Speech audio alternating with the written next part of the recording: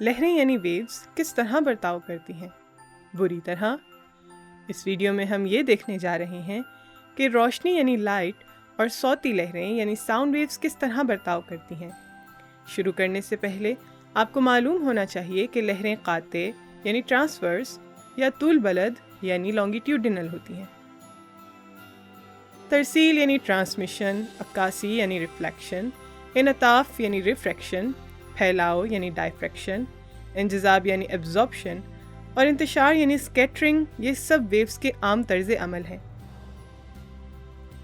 Reflection تب ہوتی ہے جب ویوز کسی شے سے ٹکرا کر واپس آ جائیں۔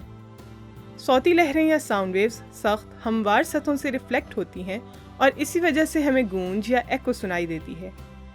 آپ اصل آواز کے برعکس گونج کی آواز تاخیر سے سنتے ہیں، کیونکہ گونجتی ہوئی آواز کی ویوز کو آپ کے کانوں تک پہنچنے کے لیے دگنا سفر طے کرنا پڑتا ہے۔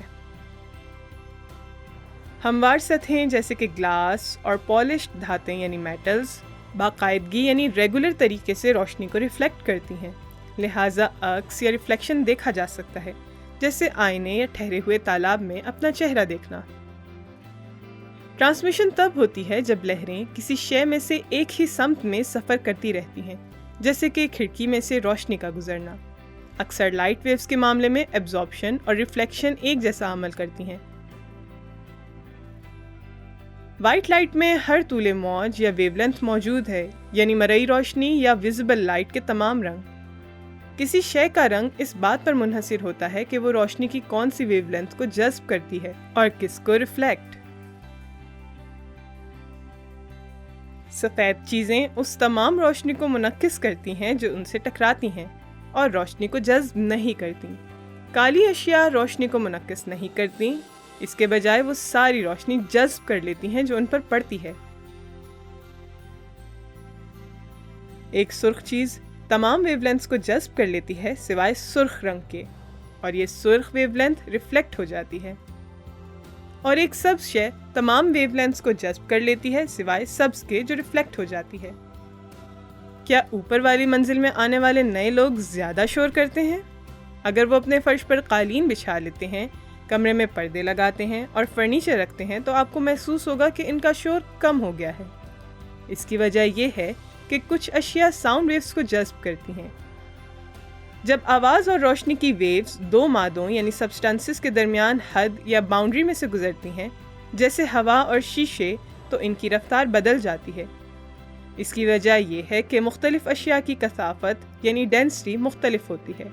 رفتار میں تبدیلی ویوز کی سمت کو تبدیل کرنے کا سبب بنتی ہے، جسے ریفریکشن کہتے ہیں۔ ریفریکشن ہی کی وجہ سے پانی میں موجود چیزیں حقیقتاً دور ہوتے ہوئے بھی نسبتاً قریب نظر آتی ہیں، اور پانی کی گہرائی بھی کم نظر آتی ہے جبکہ حقیقت میں وہ گہرا ہوتا ہے۔ اور پانی کے گلاس میں اسٹرا یوں محسوس ہوتا ہے کہ یہ پانی کی سطح پر مڑا ہوا ہو، کیونکہ ریفریکٹڈ لائٹ کی ویو لینتھ آپ کو یہ سوچنے پر مجبور کرتی ہے کہ یہ اسٹرا اپنی اصل جگہ کے بجائے کسی اور جگہ ہے۔ جب ویو لینتھ کسی رکاوٹ یا بیریئر میں خلا یا گیپ پاتی ہیں تو وہ اس خلا سے گزرتی ہیں۔ خلا سے گزرنے کے بعد وہ پھیل جاتی ہیں، یہ ڈائفریکشن کہلاتا ہے۔